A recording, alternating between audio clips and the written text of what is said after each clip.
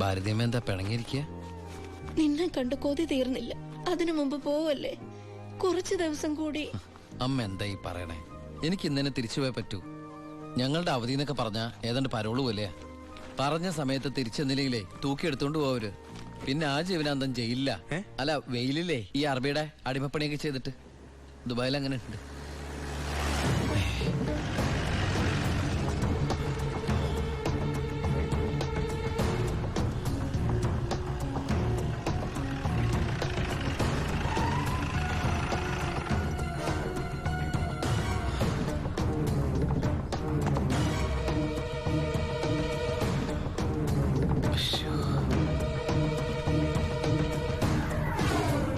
ഏട്ടനെന്താ പതുങ്ങി നോക്കുന്നത്?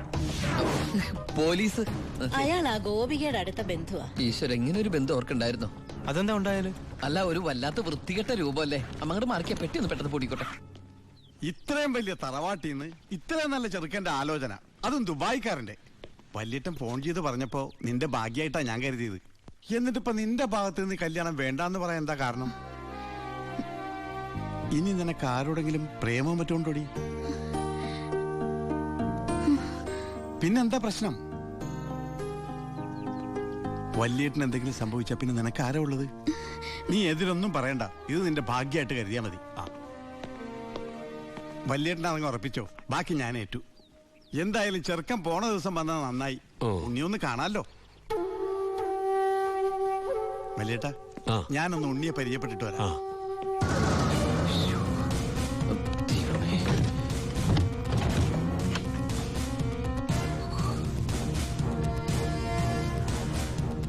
ഏട്ടാ, എല്ലാം എടുത്തിട്ടുണ്ടോ? ഒന്നും മറന്നില്ലല്ലോ? ഒന്നും മറന്നിട്ടില്ല. നീ ഒരു കാര്യം ചെയ്യ്, പെട്ടെന്ന് ഈ സാലം എടുത്ത് ഇതുവഴി വണ്ടി കയറിക്കോ. ഓളെ എല്ലാം ഓക്കെ അല്ലേ?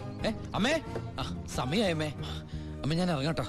എന്തേത്? ഇത്തിരി അച്ചാറും പലഹാരങ്ങളും. എന്റെ അമ്മ, ഈ സാധനങ്ങളൊന്നും അങ്ങോട്ട് കൊണ്ടാൻ പറ്റില്ല. അവിടുന്ന് തരുന്ന ഫുഡല്ലേ കഴിക്കാൻ പറ്റുള്ളൂ. ഭയങ്കര സ്ട്രിക്റ്റ് അല്ലേ?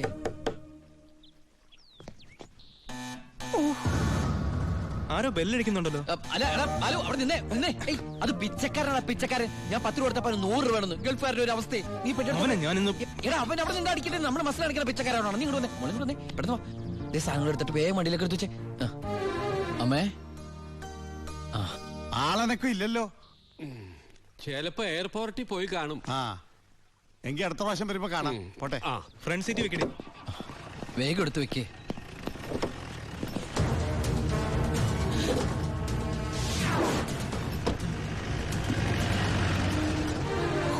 അയാള് പോയി. പൊറോട്ട എടുത്ത്. അയാള് വരുന്നു. എന്താ എന്തൊരു ചൂടാണത്, ഭയങ്കര ചൂട്. ഞാൻ ഒന്നുകൂടി കുളിച്ചിട്ട് വരട്ടെ. നാട്ടുവെള്ളത്തിൽ ഒന്ന് കുളിക്കണമെങ്കിൽ എത്ര നാൾ കഴിയണം? ദുബായ് കിട്ടുന്ന വെള്ളമുള്ളടാ, ഡീസൽ അല്ലേ, ഡീസൽ.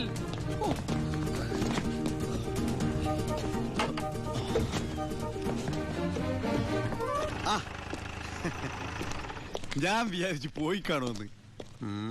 നീ എന്റെ ഗോപിയേക്ക് ചേർന്ന ചെറുക്കൻ തന്നെ. അയ്യോ, ഞാൻ ഉണ്ണിയല്ല, ഉണ്ണി എന്റെ ഏട്ടനാ. ഉണ്ണി എവിടെ ഒന്നും കണ്ടില്ലല്ലോ. ഉണ്ണിയേട്ടാ, എന്താടാ? ഒരാൾ കാണാൻ വന്നിരിക്കുന്നു. അയ്യോ, ഈ സമയത്താ? ഉണ്ണി കുളിക്കല്ലേ? കുളിച്ചോണ്ടിരിക്കുക.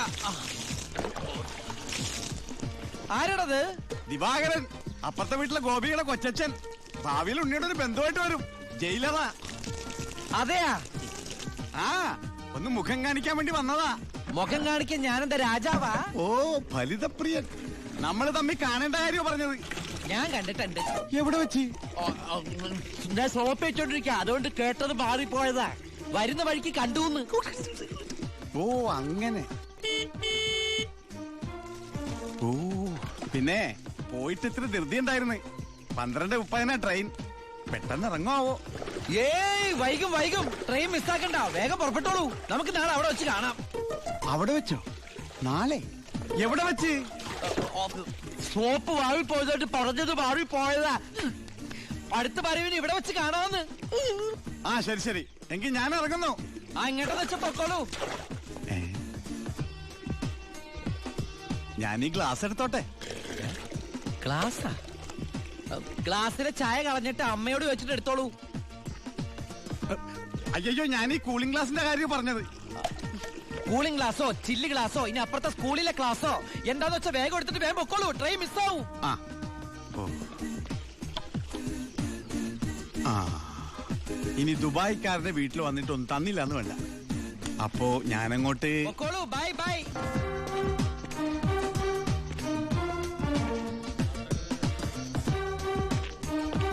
ആ ഇതാര്? പണ്ടോർക്കെല്ലാം വെച്ചിരിക്കണ എന്റെ ക്ലാസ്സാടാ. സത്യത്തിൽ ഇയാള് പോലീസ് അതോ കുള്ളനാ കള്ളനാ? നീ നാട്ടിലൊക്കെ പോയൊന്ന് മിനിങ്ങിയിട്ടുണ്ടല്ലോടാ പരമശിവം. അത് സാറ് ഈ ഗ്ലാസ് വെച്ച് നോക്കിട്ട് തോന്നണതാ. പരോള് കഴിഞ്ഞു വന്നപ്പോ നീ എനിക്കെന്താ കൊണ്ടുവന്നേ? വെച്ചാലിണങ്ങാത്തൊരു കൂളിംഗ് ഗ്ലാസ് കണ്ടില്ലേ? ഇവനാ? ഇത് ദുബായിലുള്ള എന്റെ ഒരു ഫ്രണ്ട് തന്നതാ. ഫ്രണ്ടോ? ആ ഫ്രണ്ട് എന്ന് പറഞ്ഞ ക്ലോസ് ഫ്രണ്ട്. ആ കക്ഷിയെ കൊണ്ട് എന്റെ വലിയേട്ടന്റെ മോളെ കെട്ടിക്കാൻ പോവാ. ചെറുക്കന്റെ സ്വഭാവമൊക്കെ അന്വേഷിച്ചിട്ട് പോരെ കല്യാണം? ഇല്ല പരമശിവ. ഞാൻ ആരാ? പോലീസാ. അപ്പൊ ആ സംശയവും തീർന്നു. ചെക്കനെ കുറിച്ചുള്ള ഫുൾ ഡീറ്റെയിൽസ് എടുത്തു. ആണാ? അവന് 24 ക്യാരറ്റാ. എന്റെ വ്യാകുല മാതാവ് എന്നെ കൊല്ലു. ചുമ്മാ ഇരുടാ. ഇത് കണ്ട, ഇതവന് ദുബായിക്കുള്ള കത്താ. എന്തിനാ ഇപ്പൊ കത്ത്? കാര്യം അങ്ങോട്ട് നേരിട്ട് പറഞ്ഞൂടെ? അതിനും ദുബായിക്ക് പോയില്ലേ? ആ അവൻ ദുബായിലെത്തി. ഇത് വെറും ഒരു കത്ത് മാത്രമല്ല, ഒരു ലിസ്റ്റ് കൂടെ ഉണ്ട്. ഒരു DVD, ഒരു TV, ഒരു മൊബൈൽ, അങ്ങനെ ചിന്ന ചിന്ന സാധനങ്ങള്. പോലീസ് അല്ലേ മോനെ, ഓസിന് കിട്ടിയാ വിടുവാ. കാശിനൊക്കെ ഇപ്പൊ എന്താ വില? ടൈറ്റാ. ചിന്നാടൻ ബാബുവിനെ ആശുപത്രിയിലാക്കാൻ വേണ്ടി ലക്ഷങ്ങൾ ഏമാർക്ക് വീശിന്നാണല്ലോ കേട്ടത്. പോടാ പോടാ. അത് ശരി. അപ്പൊ അതാണ് അവനോട് കാണാത്തത്.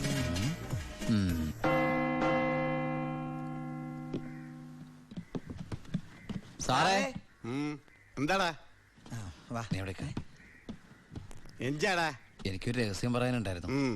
ഞാനിപ്പോ പരോളിന് നാട്ടിൽ പോയി. കയ്യെടുക്കടാ. അതെ, വിജിലൻസ് ആൻഡ് ആന്റി കറപ്ഷൻ ഡിപ്പാർട്ട്മെന്റിലുള്ള എന്റെ ഒരു സുഹൃത്തിനെ ഞാൻ കണ്ടു. ആള് പറയാ ജയിലിൽ നടക്കുന്ന അഴിമതികളെ കുറിച്ച് അന്വേഷിക്കാനായിട്ട് അവര് രഹസ്യമായിട്ട് സ്ക്വാഡിനെ ഇവിടെ ഇറക്കിയിട്ടുണ്ടെന്ന്. ഇവിടെ? ആ, കള്ളത്തരത്തിൽ ചിലരെ ആശുപത്രി കിടത്താൻ കൂട്ടി നിൽക്കുന്നവരൊക്കെ പിടിച്ച് അകത്തിടും അത്രേ. അങ്ങനെ എന്തെങ്കിലും ഉണ്ടെങ്കിൽ സാറ് സൂക്ഷിക്കണം കേട്ടോ. ആ പിന്നെ ഞാനിത് പറഞ്ഞത് ആരോടും പറയരുത്. നമ്മുടെ ഡോക്ടറുടെയും സൂപ്രണ്ട് സാറിന്റെയും പണി പോകുന്ന എനിക്കിത് കാണണം. അവരും കുറച്ചുനാൾ തിന്നട്ടേന്നുണ്ടാ. എന്താ സാർ? ഉണ്ടങ്ങോട്ട് പോയതാ. ആരെ? ഒന്നുമില്ല.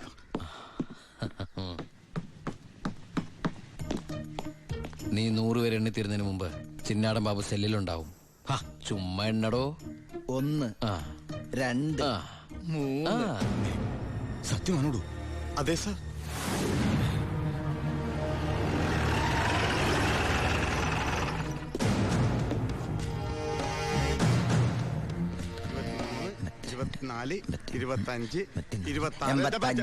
എന്താ കണക്ക് തെറ്റിക്കുന്ന? ഇത് വേറെ കണക്കാണ് സാറേ. ഈ എന്റെ കണക്ക് തെറ്റി. ഞാൻ എവിടെ നിർത്തിയത്? നീ നിർത്തിയതല്ല 85 മുതൽ ഞാൻ ഇവിടെ നിൽക്കാം. 85 86. ഞാൻ എവിടെ നിർത്തിയത്? 25. 27 28 95 96 97 98 99 100.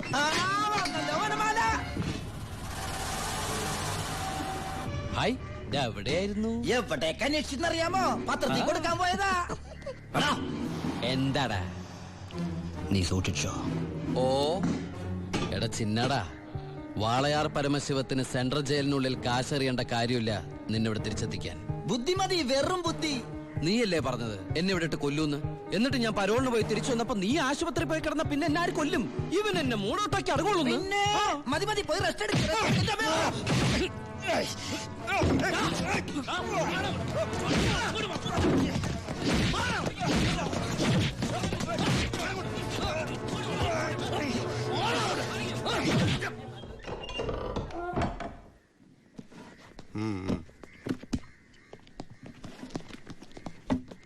നിന്റെ ആരാടാ ദുബായിലുള്ളത്? ഇടക്കിടക്ക് കത്ത് വരുന്നുണ്ടല്ലോ. നമുക്കുണ്ട് സാറേ ദുബായിലൊക്കെ ഫ്രണ്ട്സുകള്. എനിക്കും ഉണ്ടപ്പോ നിനക്കുണ്ട് ദുബായിൽ ഫ്രണ്ട്സ്. എനിക്കാരുമില്ല. നിന്നോട് ചോദിച്ചില്ല? അല്ല, ചോദിച്ചാൽ തന്നെ പറയാൻ ആരുമില്ലെന്ന് പറഞ്ഞത്. 2 കത്തോ? From Divakaran, jailer, central jail. ഇതൊന്നും നിനക്ക് ദുബായിലേക്ക് അയച്ച കത്തല്ലേ? എന്തൊന്നും എഴുതി വെച്ചേക്കണാവോ? എന്തായാലും ഒന്ന് നോക്കിയേക്കാം. പ്രിയപ്പെട്ട എൻ്റെ ഉണ്ണിക്ക്, ഞാൻ ഗോപികയുടെ കൊരങ്ങച്ചൻ, കൊച്ചച്ചൻ, ജയിലർ ദിവാകരൻ എഴുതുന്ന സ്നേഹത്തോടെയുള്ള കുത്ത്. കുത്തോ? ഈ ജയിലിലെ ശീലം വെച്ച് എഴുതിയായിരിക്കും കുത്തേ.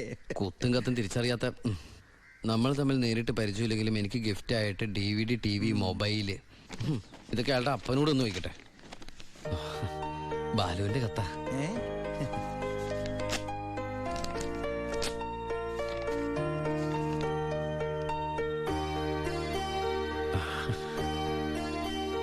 ബാലുവിന് എസ് സെലക്ഷൻ കിട്ടി. അവൻ ട്രെയിനിങ്ങിന് ചേർന്നു. ബെസ്റ്റ് ആദ്യത്തെ പോസ്റ്റിംഗ് ഈ ജയിലിലും ആയിരിക്കണം. അയ്യോ, അങ്ങനെയൊക്കെ സംഭവിക്കൂ? പറയാൻ പറ്റില്ല, നിന്റെ ബെസ്റ്റ് ടൈം അല്ലേ, ചിലപ്പോ അങ്ങനെ സംഭവിച്ചേക്കാം. ചുമ്മാ ഇരടാ, മനുഷ്യനോട് പൈലോ ഒന്ന് ടെൻഷൻ അടിക്കുമ്പോൾ അവന്റെ ഒരു തമാശ. എന്നാ നീ ഒരു മറുപടി എഴുത്, നിന്റെ ശിക്ഷ കഴിഞ്ഞിട്ട് ജോലിക്ക് കയറിയാ മതിയെന്ന്. എടാ മണ്ട, ഒരു കത്ത് ഞാൻ എഴുതിയാലും വീട്ടിൽ നിന്ന് എഴുതിയാലും കയ്യിലെത്താൻ ഒരു മാസം എടുക്കും. ദുബായിലുള്ള എന്റെ ഫ്രണ്ട് കാസമിന്റെ പണിയാ കത്തുകൾ അങ്ങോട്ടും ഇങ്ങോട്ടും കൈമാറി അയച്ചോണ്ടിരിക്കുന്നത്. ഇത് ഞാൻ എഴുതിയ കത്താണല്ലോ. ചേട്ടാ, ഈ കത്ത് എങ്ങനെ ഇവിടെ വന്ന്? സാർ ആരും നോക്കണത്? ഇത് കണ്ട, ഞാനിത് ദുബായിക്ക് എഴുതിയ കത്ത. ഇതെങ്ങനെ ഇവിടെ വന്നു? ഇനി ആ പോകുന്ന വിമാനത്തിൽ നിന്നെങ്ങാനും വിടതായിരിക്കോ? ആ വിമാനത്തിന് ഓട്ടയുണ്ടോ? അങ്ങനെയാണെങ്കിൽ ഇത് ആര് പൊട്ടിച്ചോ? അല്ല, ഈ പൈലറ്റുമാര് വെറുതെ ഇരിക്കുമ്പോ എങ്ങനെ വായിച്ചു? റെസ്പോൺസിബിലിറ്റി ഇല്ലാത്ത തെണ്ടികൾ, അന്യരുടെ കത്ത് വായിക്കുന്ന പട്ടികൾ. അല്ല, അനാവശ്യമായിട്ട് എന്തെങ്കിലും കത്തിൽ എഴുതിയിരുന്നു? എല്ലാ ആവശ്യമുള്ള സാധനങ്ങളാ. DVD, TV, mobile. ഇതിപ്പോ എന്റെ കൈ കിട്ടിയെന്നാ. ഇല്ലെങ്കിലോ ഞാൻ ഈ സാധനങ്ങൾ പ്രതീക്ഷിച്ചിരിക്കില്ലേ? ഏതായാലും ഞാൻ ഇതൊന്നും കൂടി പോസ്റ്റ് ചെയ്യാൻ പോയത്. ഡോണ്ട് ഓപ്പൺ പൈലറ്റ് കൂടി പുറത്ത് എഴുതിക്കോ. അതെന്തിനാ? ഇല്ലെങ്കിൽ ഇനിയും പൊട്ടിച്ച് വായിച്ചാലോ? എഴുതി പോസ്റ്റ് ചെയ്യാം. അയ്യോ പാവം. ഈശ്വര, ഒരു മാസം കൂടി കഴിയുമ്പോ ഈ കത്ത് തന്നെ ഞാൻ ഒന്നുകൂടി വായിക്കേണ്ടി വരുമല്ലോ.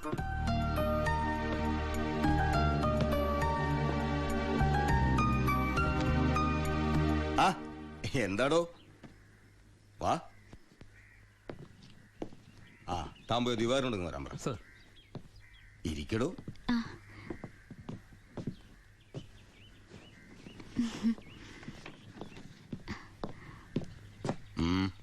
സർ, സി ബ്ലോക്കിൽ ചിന്നാടനും പരമശിവനും തമ്മിൽ വീണ്ടും തല്ലുണ്ടായി. അവൻ പല തവണയായി ചിന്നാടന്റെ മെക്കെട്ട് കയറണം.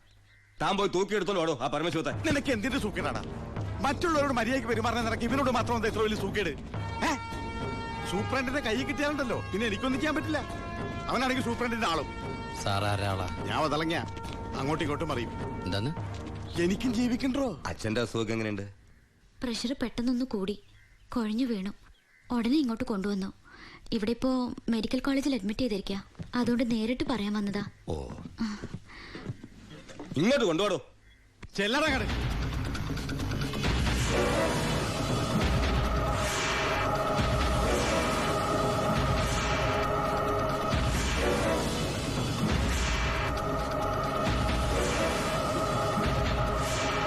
കേറി ചെല്ലടങ്ങട്.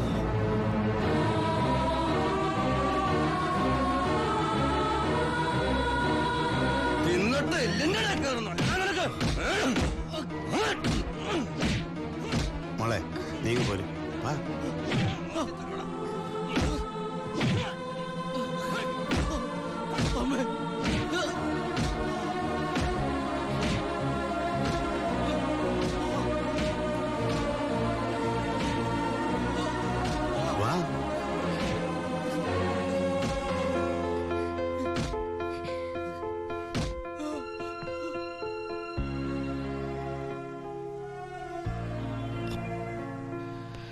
ഇടികൊണ്ടതിനേക്കാൾ വേദന അവളെ കണ്ടപ്പോഴായിരുന്നു.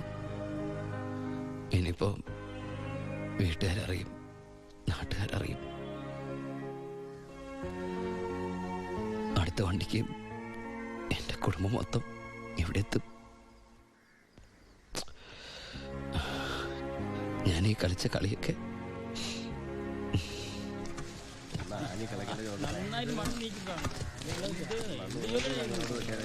പരമശിവം, നിനക്കൊരു വിസിറ്റർ ഉണ്ട്. ഈശ്വര, അമ്മയായിരിക്കും.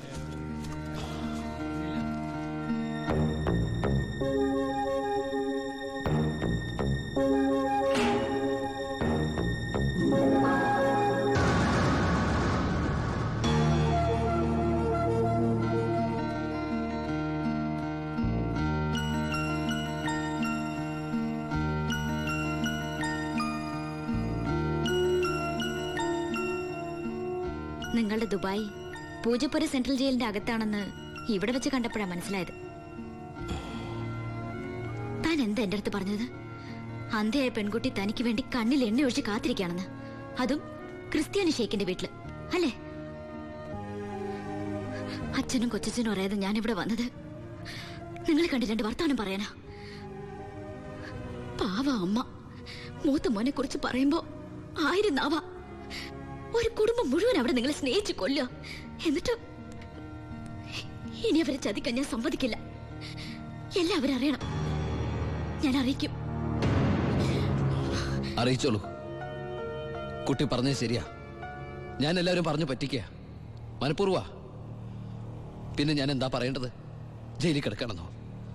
സത്യം പറഞ്ഞ അവരുടെയൊക്കെ സന്തോഷം നശിപ്പിക്കണമായിരുന്നു ഞാൻ.